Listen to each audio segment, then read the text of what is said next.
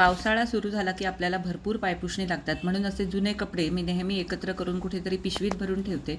कारण पावसाळ्यात आपण बाहेरनं वगैरे आलो की ओले पाय सगळ्या घरात फिरतात आणि नंतर ते आपल्याला पुसायला लागतं. तर पुसण्यासाठी अशी पायपुसणी असली किंवा नेहमी ओट्यापाशी सुद्धा आपल्याला पायपुसणी लागतात.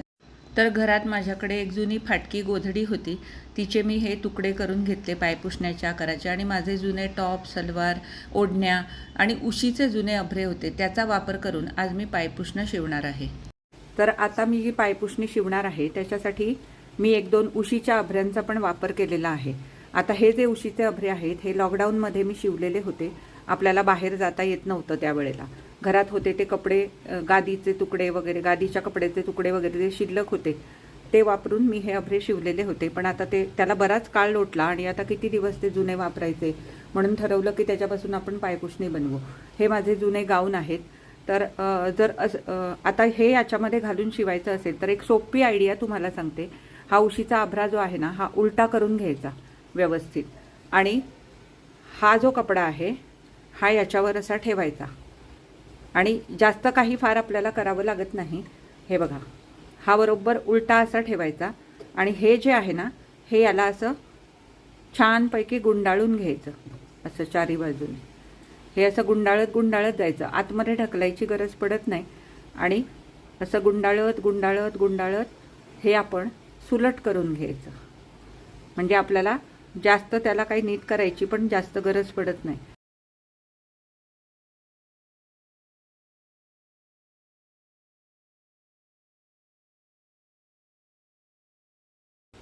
आणि हे जे आहे ना हे पुन्हा इथे व्यवस्थित करून घ्यायचं. आत जर तुम्ही शिल्लक राहिलेले तुकडे वापरणार असाल, म्हणजे ओढणीचे म्हणा किंवा असेच गाऊनचे तुकडे तुकडे असतील, तर त्यावेळेला मात्र हा एवढा भाग थोडासा आपल्याला उसवून घ्यायला लागतो, नाहीतर मग आपल्याला काही जास्त करावं लागत नाही. आता हे माझे अखंड होते त्यामुळे हे मला सोपं झालं करणं. हे बघा, हे असं आतमध्ये व्यवस्थित पसरवून घ्यायचं आणि याच्यावरनं टिपा मारायच्या. आता टिपा मारताना सुद्धा काय करायचं, हे इथे ओपन असतं की नाही, तर त्याच्यावर एक आधी टिप मारून घ्यायची आणि मग बाकी ठिकाणी आपण आपल्या नेहमीसारख्या टिपा मारत जायचं. आणि याला हे असे अखंड जर कपडे असतील ना तर जास्त टिपा मारायची पण गरज पडत नाही. फक्त हे नीट करून घेणं मात्र गरजेचं असतं. कुठेही हे दुमडलेलं असून चालत नाही. दुमडलेलं असलं तर ते शिवताना पण जाड होतं आणि नंतर मग प्रॉब्लेम होतो. हे आता मी सगळ्या बाजूने व्यवस्थित करून घेतलं.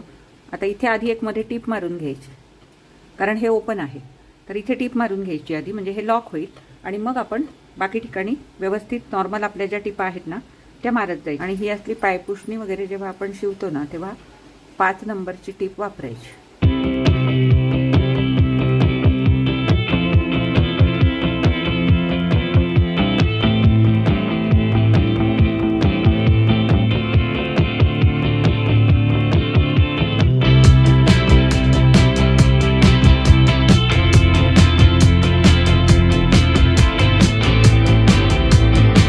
हे बघा किती पटकन शिवून झालं बघा. कारण याला मी जास्त काय करणार नाही, हे अखंड कपडे असल्यामुळे याला जास्त टिपा मारायची पण गरज नाही. तर अशा प्रकारे तुम्ही जुन्या उशीच्या अभ्र्यांची वगैरे पायपुसणी बनवू शकता. आता हे झालं एक पायपुसणं तयार. आता मी दुसऱ्या अभ्र्याचं तुम्हाला दाखवते. हे बघा मैत्रिणींनो, आपण जेव्हा ब्लाऊज शिवतो किंवा ड्रेस शिवतो तर त्यावेळेला संपूर्ण दोरा आपला वापरला जात नाही, थोडा दोरा हा शिल्लक राहतो. तर त्याचा वापर या अशा जुन्या गोष्टी शिवण्यासाठी आपण करू शकतो. म्हणजे काय होतं, आता समजा हा दोरा एखाद्या मॅचिंग ब्लाऊजसाठी किंवा ड्रेससाठी जर बॉबिनला भरायचा म्हटलं तर ते पण पूर्ण होत नाही. आणि एरवी इतर कधी वापरायचा म्हणला, म्हणजे वरती लावून जरी हा दोरा वापरायचा म्हटला तरी एखादा ब्लाऊज शिवताना किंवा ड्रेस शिवताना हा दोरा पुरत नाही. तर हे जुने कपडे शिवताना अशा दोऱ्यांचा वापर मी नेहमी करते. त्यामुळे काय होतं, आपले दोरे हे वाया जात नाहीत. हे बघा, आता या दुसऱ्या अभ्र्याचं तुम्हाला दाखवते. हा पण मी लॉकडाऊनच्या काळात असं शिल्लक तुकड्यातनं शिवलेलं होतं. इथे तुम्ही बघू शकता हे तुकडे तुकडे तुकडे दुपट्यासारखे जोडलेले होते आणि त्याचा मी अभ्रा बनवला होता. मागे त्याला एक जुनी ओढणी लावली होती मी कॉटनची. तर आता याचं पण मी दुपटं बनवणार आहे, कारण हे पण खूप खराब झालं आहे. हे जे जुने कपडे असतात ना हे सहसा मी तरी टाकत नाही, तर त्याचा असा काहीतरी वेगळा उपयोग मी करते. आता हा मी अभ्रा तसाच पूर्णपणे उलटा करून घेणार आहे. उलटा करून घेतल्यानंतर हा पण व्यवस्थित आपण कोपरे याचे व्यवस्थित बाहेर काढायचे. आणि आता मी याच्यामध्ये एक फाटकी गोधडी भरणार आहे. ही गोधडी पण पूर्ण फाटलेली आहे, तर मी त्या मापाची ही कापून घेतलेली आहे फाटकी गोधडी. आणि ही आता मला याच्यामध्ये भरून याचं पायपुसणं करायचं आहे. मग ही मी व्यवस्थित याच्यावर ठेवली आणि आता हे मी उलटं करणार. मग अशी सांगितल्यासारखंच, फक्त काय आहे त्याला असं मध्ये ओपनिंग होतं, याला साईडला ओपनिंग असल्यामुळे हे सोपं जाईल मला करायला. तर हे असं मी दुमडून घेणार हळूहळू, कारण हे आतमध्ये जर घुसवायचं म्हणलं ना तर ते कठीण जातं. ती कुठेतरी मग फोल्ड होते, मग ती तेवढाच भाग जाड होतो. त्यामुळे ही आयडिया खूप चांगली आहे. हे पूर्ण असं गुंडाळून घ्यायचं, याला हळूहळू गुंडाळत जायचं. आणि तेव्हासुद्धा हे कुठे फोल्ड होणार नाही याची पण आपल्याला काळजी घ्यावी लागते.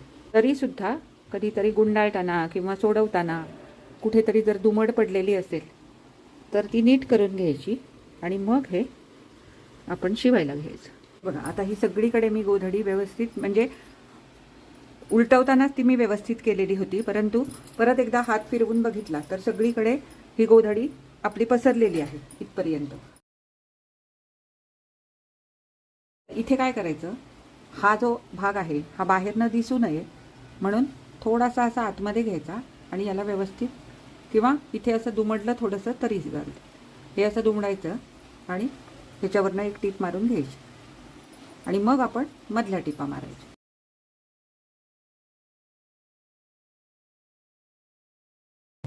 हे बघा आता कुठेही वरून कळत नाही की आतमध्ये याच्यामध्ये गोधडी आहे किंवा काय आहे. हे बघा, आणि हे ना पायपुसणी आता पावसाळा असल्यामुळे थोडीशी पातळच शिवायची, कारण काय होतं नाहीतर आपण ती किती जाड शिवली तर ती पायाला आपल्याला सुखकर वाटतात, परंतु होतं असं की धुतल्यानंतर ती वाळत नाही. त्यामुळे ही थोडीशी पातळच घ्यायची, अगदी खूप जाड घ्यायची नाही गोधडीसारखी. आता इथे मधल्या टिपा मारून घेऊन हे पायपुसणं पण मी पूर्ण करते. अशीच भरपूर पायपुसणी मी कापून घेतलेली आहे, ते तुम्ही मग अशी बघितलं असेल. मी सलवार जी असते ना आपली जुनी, ती सलवार कापून त्या गोधड्यांच्या तुकड्यांना किंवा माझ्या जुन्या गाऊन्सना त्याचं मी कव्हर करणार आहे आणि बाजूनी गोठ लावणार आहे.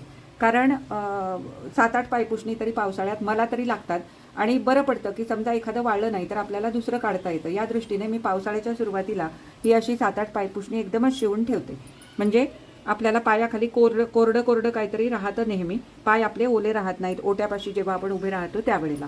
तर त्या हिशोबाने अशी मी 7-8 पायपुसणी कापून घेतलेली आहेत. त्याला मी सलवारची किंवा ओढणीचे कव्हर करून बाजूनी त्याला गोठ लावणार आहे. तर हे सगळं शिवून झाल्यानंतर सगळ्यात शेवटी मी तुम्हाला सगळी पायपुसणी एकत्र दाखवते.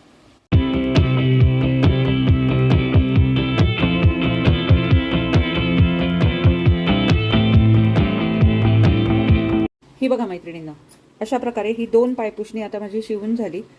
याला मध्ये ओपनिंग होतं त्यामुळे मी तो भाग आधी शिवून घेतला इकडे आणि नंतर मग हे बाकीचं शिवलं.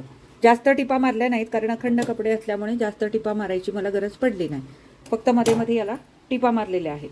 आता हे एक पायपुसणं झालं आणि हा जो उशीचा आभरा होता याला वरून ओपनिंग होतं, त्यामुळे हे दुमडून मला आतमध्ये गुंडाळायला सोपं गेलं, परंतु याला वरून ओपनिंग असल्यामुळे ना आधी शिवून घेतलं, म्हणजे हा जो आत घातलेला कपडा आहे हा व्यवस्थित घट्ट राहावा आणि सगळीकडे सारखा राहावा यासाठी. आणि मग मी इकडे शिवून घेऊन मध्ये याला 2-3 टिपा मारून घेतल्या.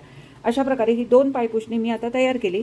आता बाकीची जी पायपुसणी आहेत ते तुम्ही मग अशी बघितलं असेल, मी जुनी जे गोधडी होती त्या गोधडीचे तुकडे करून त्याच्यापासून पायपुसणी बनवायची म्हणून ठरवली. तर काहींना मी काय केलंय, हा जो ही जी माझी जुनी ओढणी होती त्याचं कव्हर करणार आहे, नंतर जुनी सलवार होती त्याचं कव्हर मी काही या तुकड्यांना करणार आहे आणि अशा प्रकारे ही बाकीची पायपुसणी पण मी शिवून आता पूर्ण करणार. फक्त या केसमध्ये मी बाजूनी गोठ लावणार. या केसमध्ये मला गोठ बीट लावायची काहीही गरज पडली नाही, कारण हे अखंड असल्यामुळे इथे गोठ लावायची गरज पडली नाही, पण या बाबतीत मात्र मला गोठ लावायला लागेल. अशा प्रकारे ही 7-8 दुपटी आता मी आज संध्याकाळपर्यंत शिवून पूर्ण करणार आणि सगळं झाल्यानंतर मी तुम्हाला याचा सगळ्याचा एक फायनल लुक दाखवणार आहे. आणि हे बघा, शिल्लक जे दोरे होते ते सगळे या पायपुसण्यांसाठी मी वापरले. आता हे एवढं सगळं जे माझ्याकडे आहे, म्हणजे 6 प्रकारचे 6 रंगांचे दोरे मी वापरले. 2 बॉबिन्स पण पूर्णपणे माझ्या संपल्या, भरलेल्या होत्या त्या. खाली मी शक्यतो पांढराच दोरा किंवा कुठला जो कलरचा संपवायचा होता तो दोरा वापरला आणि हे 6 रिळं. फक्त गोठ लावायला मात्र मला नंतर वरती पांढरा दोरा लावायला लागला. हे बघा मैत्रिणींनो, अशा प्रकारे मी ही 9 पायपुसणी 2 तासात शिवलेली आहेत. आता त्यातली ही जी 2 दुपटी आहे, ही जी 2 पायपुसणी आहेत ही मी उशीच्या आभऱ्यापासून केलेली आहेत. म्हणजे हे एक आहे ते उशीच्या आभऱ्याचं आणि हे दुसरं आहे उशीच्या आभऱ्याचं. तर ही 2 पायपुसणी उशीच्या आभऱ्यापासून बनवलेली आहेत आणि ही बाकीची मात्र जुनी गोधडी आणि जुने कपडे यांपासून बनवलेली पायपुसणी आहेत. तर याचं फिनिशिंग पण तुम्ही बघू शकता. हे बघा, इथे थोडासा गोठ वळला आहे, पण हा नंतर धुतल्यावर असा व्यवस्थित होईल. हे एक, हे दुसरं. याला मी गुलाबी रंगाचा कमी पडला म्हणून इथे मी क्रीम कलरचं वापरलं. त्यानंतर हे तिसरं, हे बघा, हे चौथं, हे पाचवं, हे सहावं अशी, आणि हे सातवं. ही 7 आणि ती उशीच्या आभऱ्याची 2 अशी एकंदरीत 9 पायपुसणी जुन्या कपड्यांपासून मी 2 तासात बनवली.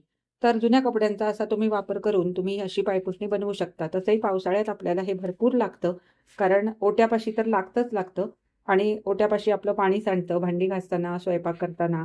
तर त्यामुळे ओट्यापाशी एक आपल्याला लागतं आणि लवकर वाळत नाहीत पावसाळ्यात. त्यामुळे मी हे एवढी सगळी आता शिवलेली आहेत. तर आजचा हा व्हिडिओ तुम्हाला कसा वाटला मला कमेंट करून अवश्य कळवा. आणि आवडला असेल तर लाईक करा, जास्तीत जास्त शेअर करा.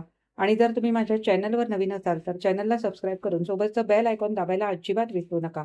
आता आपण पुन्हा भेटू अशाच एखाद्या छानशा नवीन व्हिडिओमध्ये. तोपर्यंत मी तुमचा निरोप घेते. धन्यवाद.